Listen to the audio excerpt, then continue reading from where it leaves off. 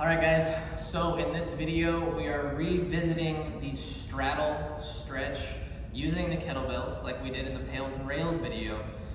We're using the same position, the same blocking technique with the kettlebells, but this time we're going to do something that a lot of people neglect when they're working on their straddle, and that is active control of pelvic tilt through your full range of motion in your straddle position. So you're going to get into your straddle, I'm going to be sideways so y'all can see this. So we're nice and wide. If you saw the straddle pails and rails video, then you know what I'm doing here. If you don't know what I'm doing here, then go watch the pails and rails video. So from here, we sit nice and tall, and we try to root our arms in the ground with a nice tall spine. Now, there's a couple different ways we can do this. If you remove your hands, this is by far more difficult to do. If this is brand new for you, keep your hands on the ground. If your hips are pinchy and nasty, bring your legs closer together. If they're really pinchy and nasty, sit on a bench and do this with your legs seated in more of a regular seated position. So, pelvic tilt from this position in the straddle. Hands, you can put one hand on your hip bones, or you can do both, ideally in the beginning. And you want to grab your hip bones and pretend your hip bones are a bowl of water. So you're holding your bowl of water on your hips. I want you to spill that bowl of water forward and then spill that bowl of water backwards as far as you can possibly go in both directions. You will feel some very interesting things while you do this.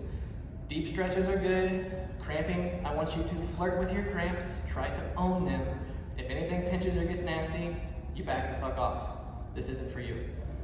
So, we're here. First, we're gonna do it with no hands. So we're gonna envision that pelvic bowl of water, and we're going to attempt to spill that bowl forward. So this movement is incredibly small, but what you're trying to do is take those hip bones, and you're gonna try to spill them forward. So it's not gonna move very much at all. You're just gonna try to pull your tailbone back behind you, and you're gonna kind of push your belly button forward and lightly up. Tailbone back, forward up. You should feel a deep stretch through your inner thighs and your hamstrings. From here, you keep control of that tension and you reverse it. So you actually are trying to scoop your butt underneath you, and you're actually gonna let your lower back kind of round and fall, actively tilting your butt under. And then you use your arms as you need to, and then you tilt back forward. And we just go back and forth in this pelvic tilt, attempting to open our sticking points slowly, and we're owning every degree of motion here, back and forth. If you're somebody who likes to squat sumo style, this is a phenomenal way to warm up your hips prior to squatting. Also a great cool down afterwards. So that is the pelvic tilt, active pelvic tilt from the straddle base position. So give this a shot, add this to your routine, let me know how it goes, and thank you guys for watching. Be sure to subscribe so you can see all my awesome content as it comes out. Thanks guys.